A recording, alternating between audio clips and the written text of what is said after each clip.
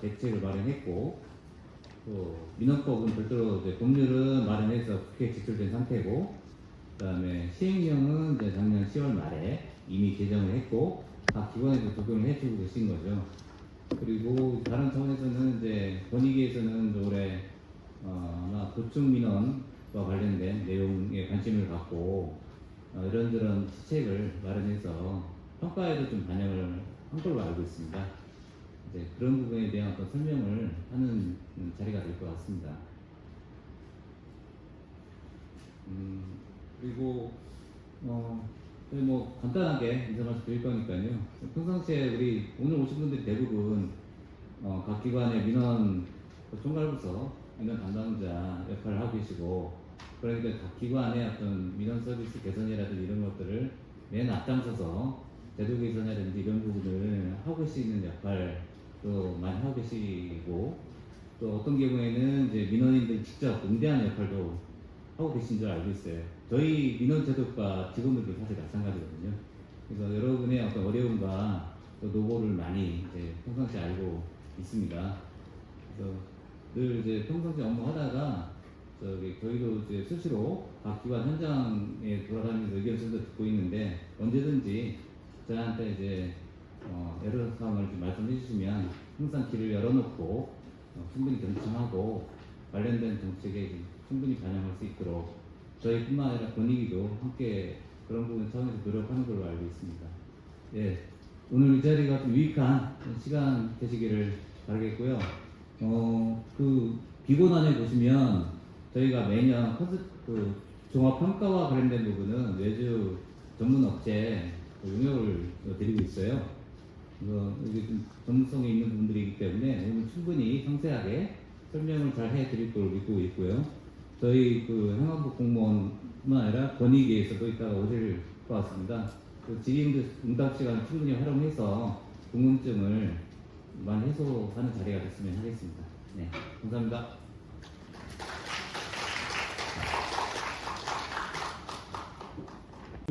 제도 개선 기본 지침 관련해서 행정안전부 김수정 서기관님께서 설명이 있겠습니다. 잠시 화면 전환하겠습니다.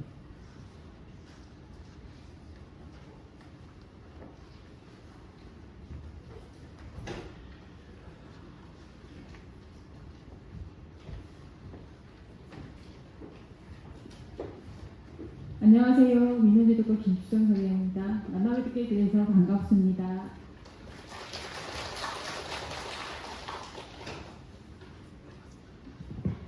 바쁘신데도 불구하고 설명에 참석해주셔서 감사드립니다. 아까 과장님이 하신 말씀 또 반복하게 되네요. 설명 순서는 지침의 주요 내용과 민원처리법 이 법이 되는 게 지금 작년 10월 29일에 개정됐잖아요. 그거에 관련해 좀 상세한 설명을 정보분 사무관님께서 해주실 것이고요. 저는 과제별 주요 내용에 대해서 간략하게 변경된 내용으로 설명드리겠습니다. 지침의 법적 근거는 민원처리법 제38조에 따르고 있는데요. 저희가 지침을 시달하면 각 기관에서는 각 기관의 특성에 맞는 기본 계획을 수립하셔야 됩니다. 다만 저희가 이제 공문 보낼 때 1개월 이내에 수립하셔야 된다고 했지만은 평가할 때는 감점 요인은 없습니다. 이 부분 참고하시면 될 것 같습니다. 25년 민원인증 추진 방향입니다. 목표는 모두가 편리하고 행복한 민원 서비스 제공이고요. 과제는 4개 과제로 크게 나눠져 있습니다. 디지털 민원 서비스 확대로 국민 편의성 향상, 국민이 편리한 민원 서비스 기반 조성, 모두를 배려하는 민원 환경 및 편의 제공, 민원 행정 성과 지원 및 역량 제공입니다. 전년에 비해 달라진 점은 저희가 이제 세부적으로 설명드릴 거니까요. 이건 참고해 주시면 좋을 것 같습니다. 첫 번째, 디지털 민원 서비스 확대는 국민 편의성 향상입니다. 이미 다 알고 계시겠지만요. 모바일 신분증이 3월 28일부터 주소지와 상관없이 모든 주민센터에서 신청할 수 있도록 개선되었습니다. 각 기관에서는 모바일 신분증이 기존 신분증과 차별없이 활용될 수 있도록 지속 안내 및 협조 부탁드립니다. 두 번째, 민원 모임 발급기 운영 및 개선입니다. 올해는 본인 인증 방식에 모바일 신분증을 추가하여 기존 지문 인식이 안 되는 경우 대체 수단이 없어 발생했던 불편이 해소되었습니다. 또한 그동안 문제점으로 지적됐던 법원행정처 현금 결제 있잖아요. 그게 카드 결제로 가능하도록 기능 개선을 추진하고 지금 협의 중에 있습니다. 어디서나 민원처리자 활용입니다. 각 기관에서는 유관단체에 어디서나 민원처리자 안내인 활용을 독려해 주시기 바랍니다. 국민비서 서비스 확대입니다. 전년 대비 올해 변경사항은 여권 유효기간 만료와 사전 알림 고지 서비스를 89종으로 확대하고 보건복지 상담 129 등 상담 서비스를 58종으로 확대하였습니다. 공공서비스 맞춤 안내 제공입니다. 이 부분은 올해 처음 시범 지금 사업으로 진행되고 있습니다. 혜택 알림에는 국가기관이 보유한 개인정보를 분석해 받을 수 있는 혜택을 개인 상황이 변할 때마다 지속적으로 안내하는 서비스입니다. 현재 기업은행, 신한은행, 엘로앱에서 서비스 중이며 청년 출산, 구직 등 4개 분야 1,175개 서비스를 안내하고 있습니다. 앞으로도 영유아, 노인, 장애인 등 제보인 서비스를 확대하고 정부24 등 접속 채널 또한 초월 예정입니다. 공공 아이데이터 서비스 확대입니다. 올해 직장보험료 부과내역, 건설기계 등록업무 등 제공 종류를 199종으로 확대하였습니다. 복지포털 시스템 운영입니다. 복지부의 계획도 저희가 지침에 담아서 활용 중에 있습니다. 지자체 및 기관에서는 지자체 복지 서비스를 사회보장 정보 시스템에서 직접 수정하면 복지부와 연계되니 현행하는 등 정확한 정보 제공을 요청드립니다. 다음, 국민이 편리한 민원 서비스 기반 조정입니다. 민원처리법 시행령이 아까도 말씀드렸다시피 작년 10월 29일에 개정됐습니다. 이와 관련한 자세한 내용은 조금 이따 추후에 설명드릴 계획입니다. 민원처리 절차입니다. 민원의 신청은 문서가 원칙이며 단순한 행정 절차에 대한 상담 및 설명, 일상의 불편사항에 대한 신고에 한해 전화 민원이 가능합니다. 행정망 장애 등으로 국민 불편 해소 방안입니다. 이게 작년부터 시행되고 있는데요. 행정망 장애 등으로 민원 신청 처리가 제한되는 등 국민 불편 사항이 발생할 경우에 대비하여 각 기관에서는 처리 절차를 사전에 마련해 두어야 합니다. 장애 발생 시 먼저 관계기관과 국민에게 접수 창구 등을 안내하고 불편사항 중점 신고 처리기관을 운영하여 불편사항을 접수해야 합니다. 아울러 수기민원 접수 준비하고 운영하셔야 되고요. 이 수기민원 접수는 민원처리 등록부에 접수하셔야 됩니다. 접수된 불편사항은 민원 특성을 고려하여 유형별로 분류하고 보상 요구 등 주요 쟁점에 대해서도 필요시에 전문자문단도 구성해서 처리 기준 등을 검토해야 합니다. 각 기관에서는 작년부터 이제 마련해서 운영하고 있을 것인데요. 실제 문제가 생겼을 때 바로 시행될 수 있도록 준비에 철저를 기해 주시기 바랍니다. 복합민원 제도입니다. 복합민원은 하나의 민원 목적 실현을 위해 여러 관계기관 또는 부서의 인허가 승인 등을 거쳐 처리되는 법정민원입니다. 처리 중무부서를 지정하여 관계기관 등 협조를 통해 민원을 한꺼번에 처리할 수 있고 민원 처리를 일괄 제출하게 할 수 있습니다.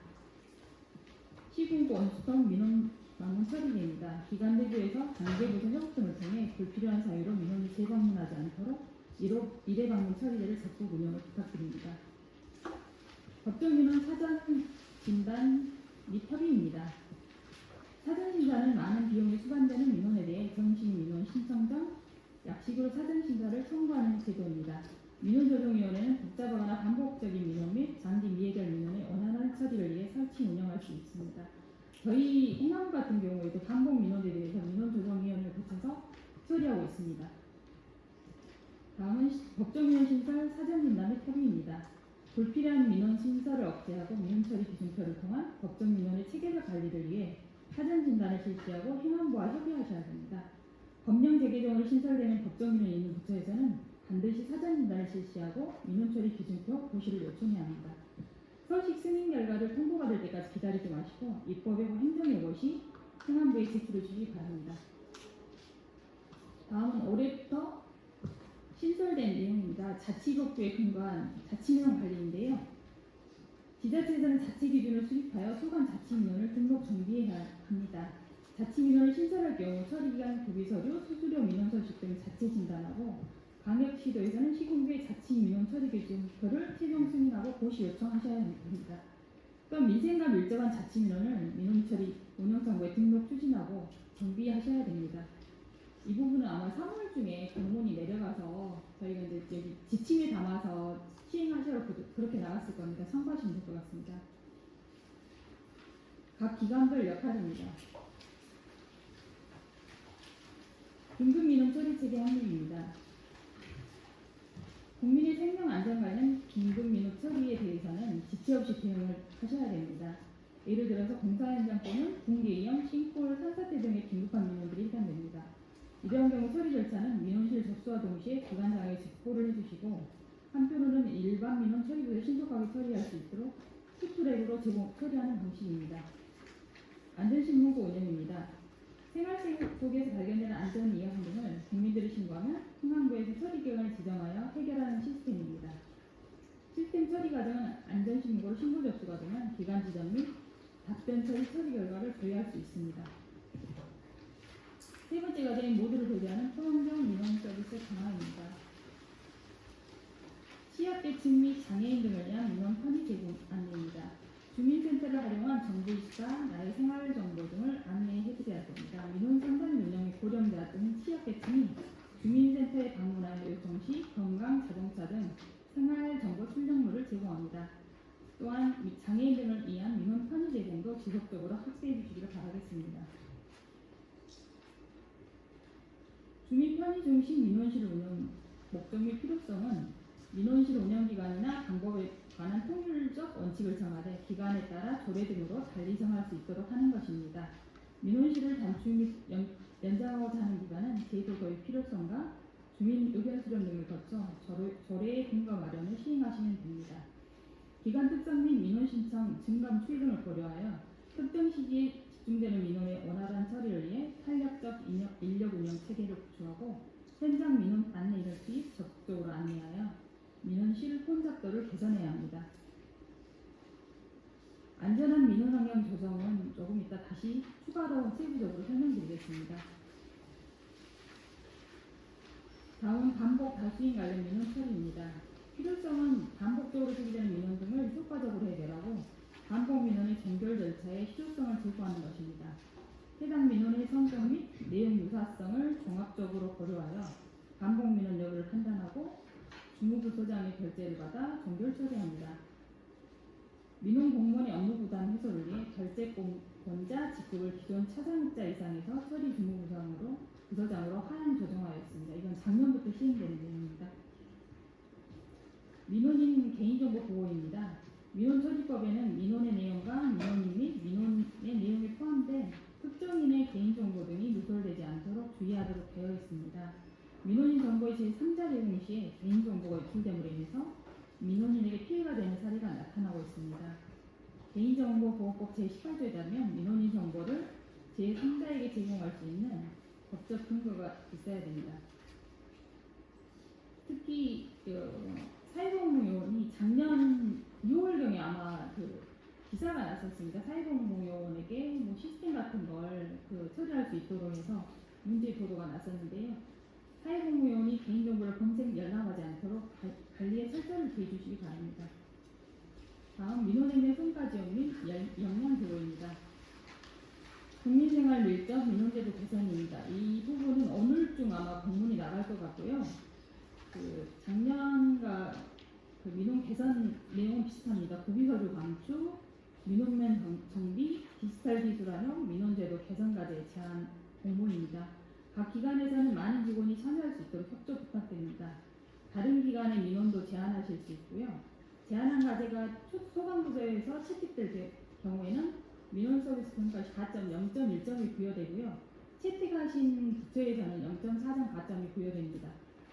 그래서 작년에 이어 올해도 실시하고 있으니까 많은 참여 부탁드립니다. 민원제도 개선 우수 사례 발굴입니다. 지금 현재 올해 계획은 세워지지 않은 상태고요. 계획이 수립되면 그때 추후에 별도로 세부 내용 시달하도록 하겠습니다. 민원서비스 종합평가는 곧 설명드릴 예정이고요. 올해 8월 31일까지가 평가 기간입니다. 저희가 민원봉사 대상을 지금 발굴 추진하고 있습니다. 공부는 나간 상태고요. 중앙부처 지자체에서는 저희 부에 6월 5일까지 추천해 주면 감사하겠습니다. 각 행정기관은 기관별 그 서두에 말씀드렸다시피 차별성이 있는 기관의 특성을 고려한 추진계획을 수립하셔야 됩니다. 1개월 이내에 수립하도록 저희가 공문을 보냈는데요. 이게 감점 부분은 안 돼서 그 내실 있는 계획이 수립될 수 있도록 노력해 주시기 바랍니다. 민원처리법 시행령 및 민원인의 입법행위 대응 지침 개정에 따른 기관 차원의 대응을 강화해 주시고 그 내용에 보면 담당자 사전 교육 하셔야 되고 전수녹음 시스템 구축 개선 확보 및 법적 대응 재정 지원을 하셔야 됩니다. 또한 지자체에서는 자치법규 재개정으로 법정민원 신설 변경 투지 시 민원처리 기준표에 반영하고 강력 시도의 고시 요청하셔야 됩니다. 저희가 계속적으로 이제 종합평가도 나가고 국민행복민원실 인증 현장 확인도 하고 그다음 민원봉사 대상 현장 확인도 갑니다. 그때 많은 협조 부탁드립니다. 이상입니다. 다음은 정봉원 사무관님께서 민원처리 담당자 보호대책에 대해서 말씀드리겠습니다. 감사합니다. 네, 질의답변, 민원기준에 관련된 질의답변은 그 보호대책 설명 끝나면 이어서 같이 하겠습니다.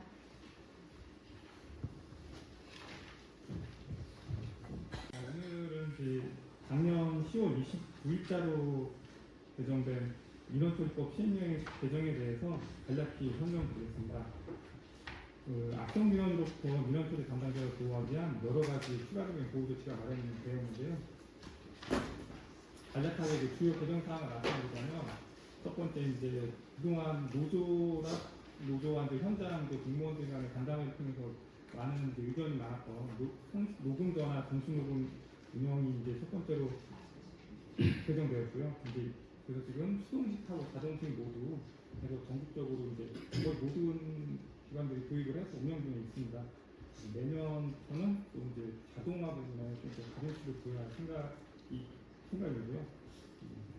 두 번째로는 그 민원의 퇴거 또는 일시적 출입제한 조항이 생겨서 그 민원체 안에서 위험물 조직, 폭언, 폭행 등 위법행위가 있을 경우 일시적으로 출입 제한을 하거나 퇴거 조치를 할 수 있게 시행령이 마련해 놓았습니다. 세 번째, 법적 대응 지원 전담부서는 이제 예전에도 이제 조항이 마련되어 있었지만 이번에 예산, 행정 이런 지원을 할 수 있게끔 마련되어서 각 부처들이 벌써 본 예산을 담고 추경에도 마련할 예정이고 많은 지금 자리를 잡아가고 있습니다. 네 번째로 이것도 이제 그동안 이제 많은 그 수요가 있었던 권장 시간 설정 및 그 보건 종류에 대한 내용인데 지금 저희가 이제 지침 이번에 설문조사를 통해서 어느 정도가 가장 적정한지를 봤을 때 20분이 가장 수요가 많았고 이번에 그 전체적인 설문조사, 실패조사를 했을 때도 20분, 21분 정도의 시간이 소요되는 것이 나타나서 저희가 최종적으로 간복지 이용 대응 지침에 20분을 권장하고 있고 실제로도 20분을 가장 많이 운영하고 있습니다. 기관별로 15분이나 30분까지 운영하고 있으니까 이 부분은 각 기관에서 여건에 맞게끔 자유롭게 설정해 주시면 좋을 것 같습니다. 이번 개정사항의 목적 필요성은 이제 제일 먼저 민원처리 담당자를 보고 위법행위로부터의 담당자 안전확보가 제일 우선이고요. 그다음에 업무방해 예방은 이제 이 위법행위가 많고 악성 민원이 많고 단독 민원이 많고 타 민원인들의 업무 서비스나 질이 나빠지는 거기 때문에 이런 부분이 업무 방해나 업무 서비스 질을 하락하기 때문에 이런 체계적인 대응이 필요하다고 필요성이 제기되었습니다. 이제 궁극적으로는 저희가 이제 민원이나 담당자 간의 상호 존중 문화가 이제 정착돼서 효율적이고 좀 안전한 민원실이 자리를 잡는 계기가 되었으면 좋겠습니다.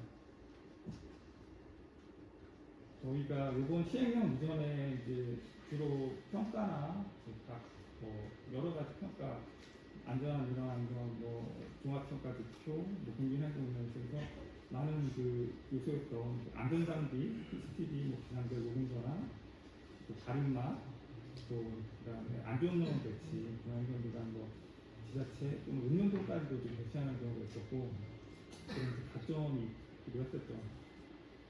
또 웨어러블 펜이나 녹음기, 또 각종 개인 보호 장비 이런 부분에 대해서 능력 조치를 했었는데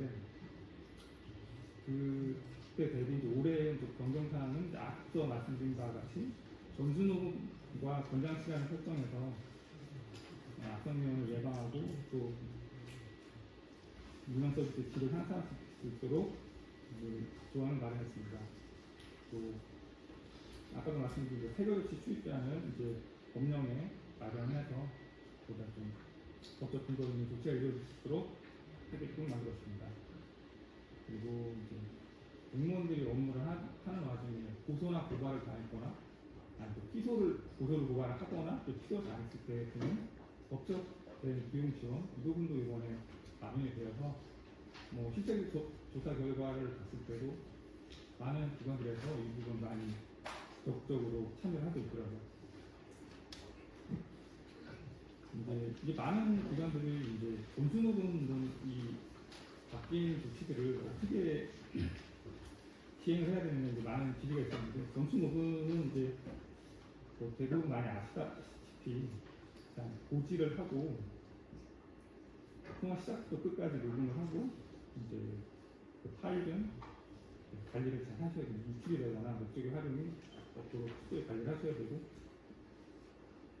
적용 범위는 저희는 뭐 일단 민원실과 이제 피평가 대상 기관으로 일단 감안했지만 그 외의 부서도 확산을 하면 이번에 저희가 지표에 났을 때 가점을 더 드리도록 하겠다는 부분을 내용을 담았습니다.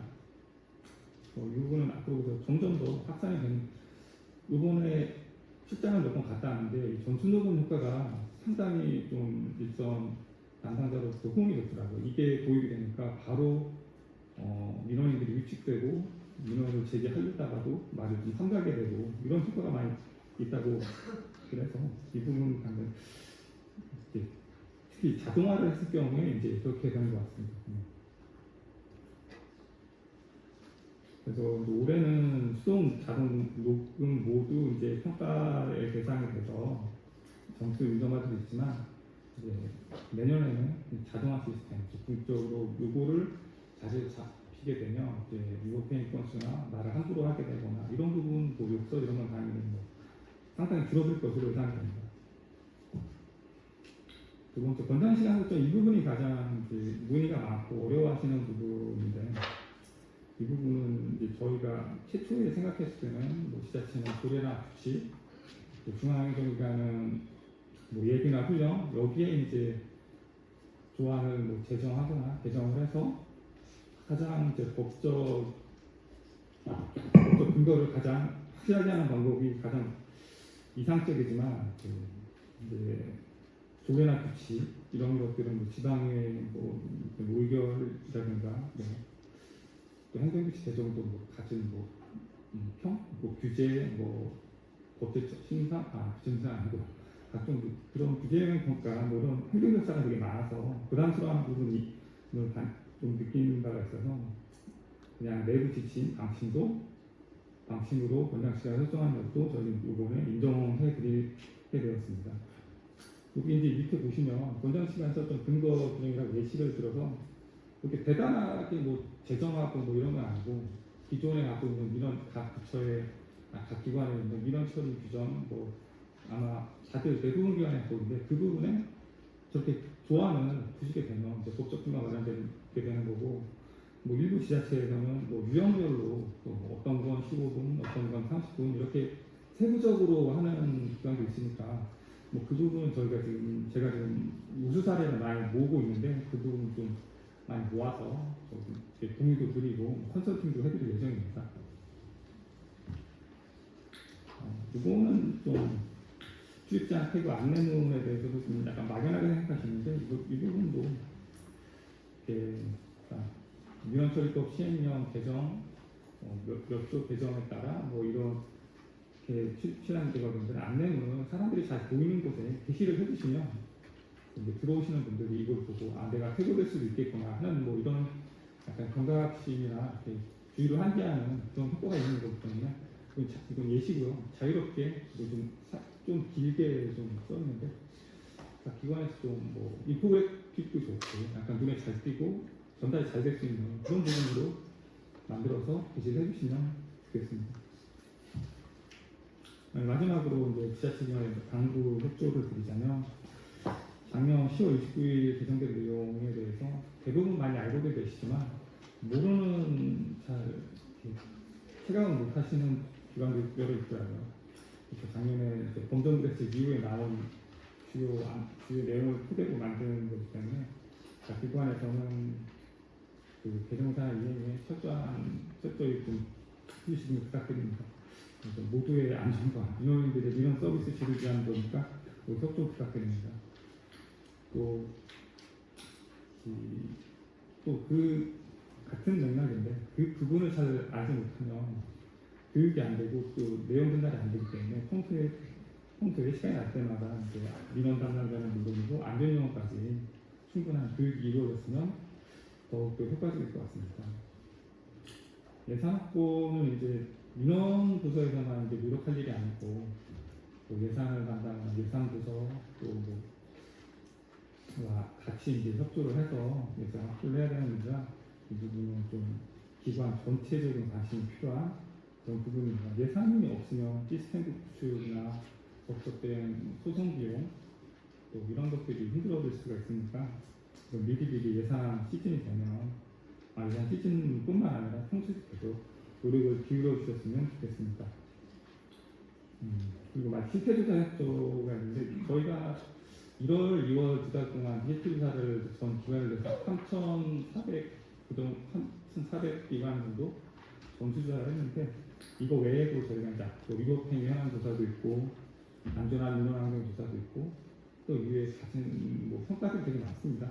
이 부분에 대해서 좀 되게 좀 민원환경 개선을 위해서 좀 책임 있는 성실한 좀 협조를 해주시면 이제 민원 서비스, 민원 환경 개선에 많은 도움이 될 것으로 기대가 됩니다. 감사합니다. 감사합니다.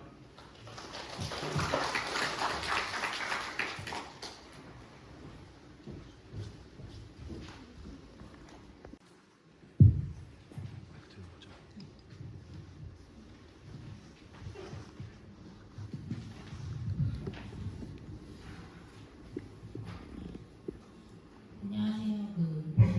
반복 전화에 대한 법적 근거가 아직 없어서 담당자들이 어려워하는데 그거에 대한 방안이 있으실지 궁금합니다. 반복 전화는 이제 피할 수 없는 그런 부분이기 때문에 그거는 계속 충실하게 답변을 해주시고 계속 문서나 국민신문고 같은 정식 민원으로 유도를 하셔야 하는 것으로 그래야 정식 민원으로 처리를 해야 나중에 이제 3일 이상 종결 처리도 가능하고 민원조정위원회도 올릴 수 있으니까 자극적 문서나 국민신문고를 이용해달라고 말씀을 유도를 해주셔야 하겠습니다. 문서도 하시고 찾아보시고 전화도 계속 하시는데 같은 건이면 이제 저희가 보통 답변을 나갈 때 종합적인 것을 고려해서 3회 이상 종결 처리하는 것도 있어서 그 부분도 고려가 될 수 있습니다. 문서나 방문은 이제 법적 근거가 생겨서 처리가 가능한데 전화는 근거가 없어서 담당자들이 어떻게 하냐고 물어보더라고요. 그래서 이제 점수 녹음도 이제 그 부분에 하나인데 권장 시간 설정도 이제 그런 것들 예방할 수 있는 방법이긴 한데 이 부분이 이제 처음에 전화를 들었을 때 이게 녹음이 된다. 권장 시간이 15분 이상이면 끊게 된다 하면 차츰 줄어들 것으로 생각하고 있습니다. 알겠습니다.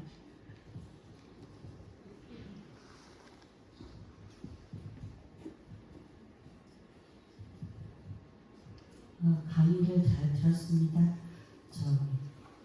그 악성 민원에 대해서 공무원들한테 교육을 많이 시키고 어떻게 해야 할지에 대한 거는 공문으로도 많이 받아서 알고는 있지만 솔직히 말하면 공무원들만 교육을 시킨다고 해서 될 일이 아니고 시민들의 인식이 아직까지도 조금 부족하다고 봅니다. 거기에 시민들한테 보여줄 수 있는 이런 것들은 하지 말아라. 이런 거에 대한 거를 SNS나 영상이나 이런 거를 제작을 해서 배포를 해주실 수는 없는지. 예, 그래서 작년에 김민정 대회를 통해서 영상도 만들었고 가수 배너, 팸플릿 이런 거 많이 만들어서 전 기관에 배포를 했고 그것도 많이 좀 노출이 안 된다, 좀 효과가 없다고 해서 시간이 좀 언제라고 말씀드리지 못하지만 그래도 하반기까지는 일반 민원인들을 대상으로 한 쇼폼이나 유튜브는 이렇게 구상을 하고 있습니다. 네, 감사합니다.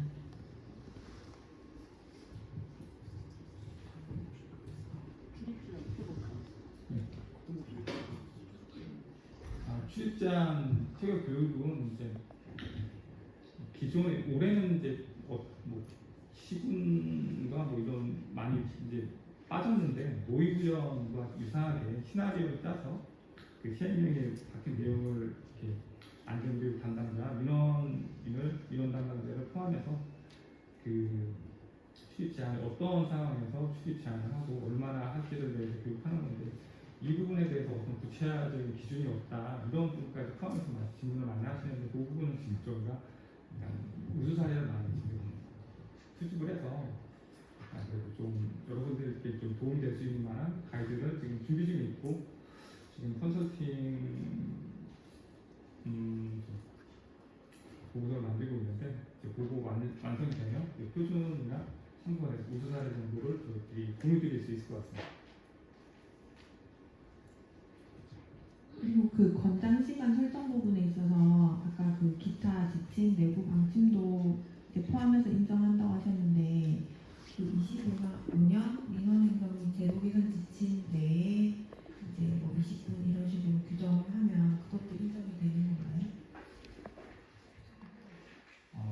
그 민원행정 제도 개선 지침이 그냥 연례적으로 만들어지고 그 부분이 그냥 어느 되게 사소하게 이렇게 뭐 단순 되고 뭐 이런 수준이라면 인정을 뭐 하기 어려울 테고 뭐 따로 방침을 이제 뭐 최소한 뭐 부시장님 뭐 이렇게 국장님이랑 받아서 결정해 주시면 가장 좋고요. 행정적인 제도에 거기서 이제 인정을 받고 싶다고 하시면 그 결제서한 이거 분명히 해주시고 내용 충실하게 반영해 주시면 저희가 인정하시겠다고 볼 수 있습니다.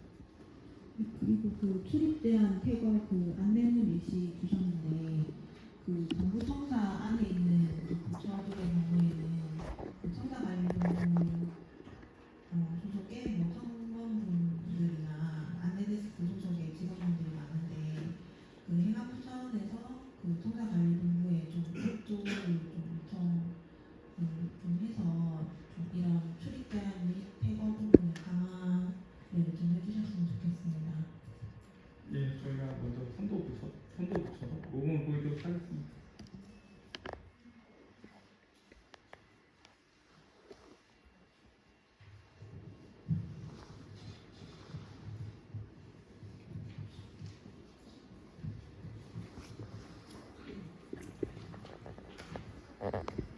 전화라든지 이런 악성 민원을 저희가 시기적절하게 대응을 할 수가 있는데요. 근데 이게 요즘 인터넷이나 이런 것들이 많이 발달하다 보니까 본인이 이제 불만스러운 것을 특정 사이트에다가 그 담당 공무원을 막 비방하는 글들, 심지어는 욕설이라든지 그리고 이 민원을 그 민원에 관련된 담당 공무원한테 특정 정보를 공유해서 계속 민원을 제기하도록 유도를 하고 또 적정한 시간에 또 답변을 못하게 되게 되면 또 다른 방법으로 다른 사이트를 연결해가지고 민원인한테 뭐 욕설, 비방 이런 것들이 자주 발생하면 그 담당 공무원은 정신적으로 엄청난 스트레스를 안고 있습니다. 이럴 경우에 해안부가 중심이 돼서 정부 차원에서 대응할 수 있는 대책이라든지 이런 것들이 있을까요? 근데 작년에 발표에서 원전 분화 대책에 따른 그런 일이 이제 어떤 김포시에서 공무원이 바로 말씀드린 그런 사유로 해서 자살을 했고 그 범인이라고 해야 되나? 그분들이 이제 결국엔 뭐 그런 연유를 해서 이제 구속을 벌금형인가 좀 해서 이제 사후 처리가 되었어요.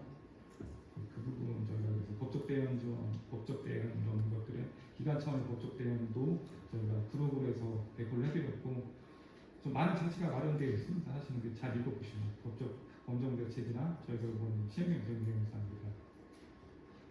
내부적으로 저희가 규제관을 통해서 이게 법률 자문도 받아보고 하는 그런 조치를 취하기는 하는데 그러는 사이에 이제 소송까지 왔다 갔다 하게 되면 민사 안 나면은 완전히 정신이 좀 다 풀리는 그런 모양 되잖아요.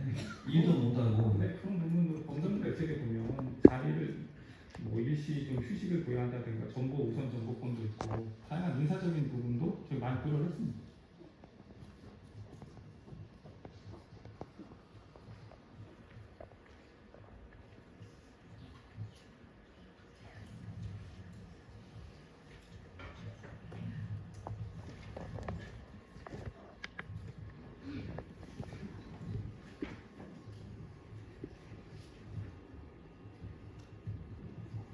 다른 건 아니고요.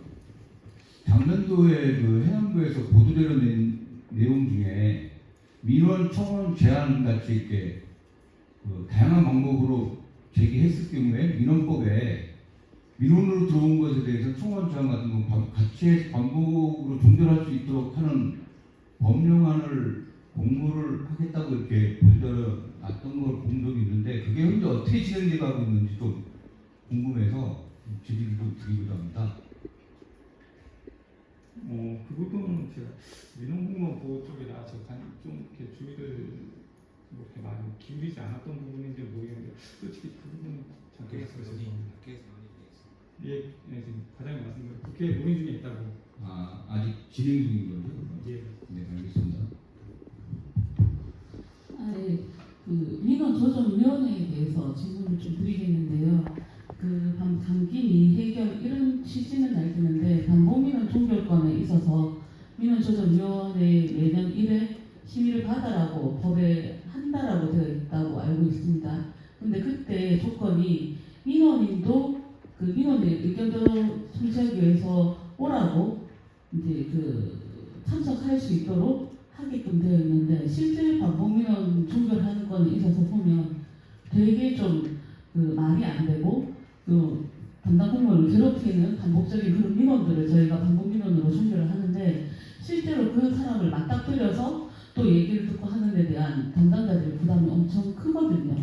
그러다 보면 이게 민원조정위원회를 못 가고 그럼 계속 반복민원 종결도 못하고 계속 답변을 해야 되느냐, 반복민원 종결을 하면 연 1회 다시 들어왔을 때 올라가라고 되어 있는데 그 부분이 좀 맞지 않는 것 같은데 거기에 대한 뭐 개선이라든가 그런 의견이 있으신지 여쭤보고 싶습니다. 민조위에 당사자가 직접 나와야 된다고 하는 거는 각 기관의 그 민원조정 심의 규정 이거는 각 기관에서 지침에 그런 내용이 혹시 있던가요? 어떤 부분이세요? 근데 그 기관에서 정해서 하는 걸로 알고 있고요. 저희부 같은 경우는 민원인이 직접 오시진 않습니다.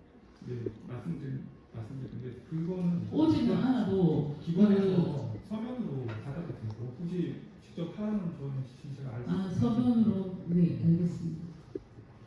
필수사항은 아니고 기관에서 관리적으로 그렇게 아마 운영을 하셨다는 것 같은데 내부적으로 좀 제도 개선 논의를 하셔야 될 것 같아요. 그 부분에 대해서는 필수사항은 아닙니다.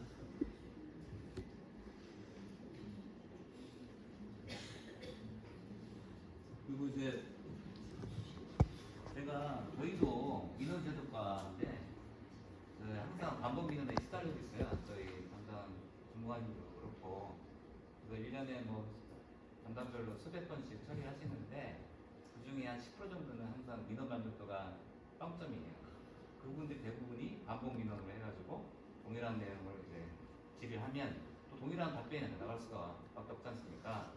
근데 그런 것들에 대해서 이제 저도 이제 부장으로서 좀 책임직을 갖고 과감하게 종결 처리하도록 유도를 해야 되는데 저도 그런데 일선 현장에서는 그걸 되게 부담스러워 하시겠죠?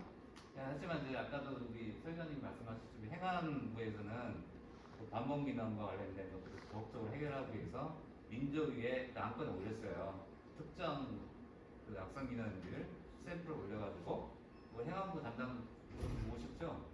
다 잘 아실 텐데 그런 것들을 올려가지고 이러이러한 사례들은 이게 반복 민원으로서 종결 처리할 수 있다라고 의원회에서 의결까지 해줬기 때문에 그걸 기반으로 바로 각 부서에서 부담없이 종결 처리할 수 있게끔 그런 내용을 잘 모아서 민조에 상정하시면 그게 현장에서 바로 도움이 되고 저희 아까 이따가 제가 보시면 알겠지만 그 평가에도 그런 내용을 선택적으로 할 수 있도록 그 내용을 담았거든요 올해는. 근데 그런 것도 충분히 감안하셔서 적극적으로 돌아가시면 각 과장님들한테 잘 안내 내지 설명을 하시면 좀 좋은 환경에서 일을 하실 수 있을 것 같습니다. 제가 그 부분을 특히 강조하고 싶었는데 아까 제 멘트 할 때 생각하고 있었거든요. 제가 말씀을 못 드렸어요.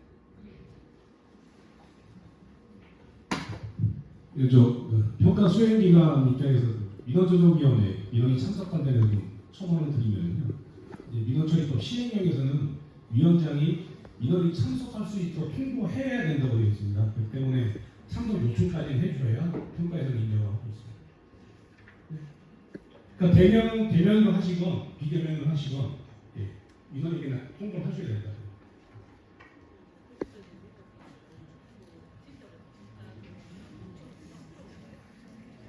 일단 뭐 담당자분들 부담드리겠지만 민원조정위원회에서 권한을 가지고 조례 처리하는 거기 때문에 다수 지자체에서는 이제 많이 활성화되고 있습니다.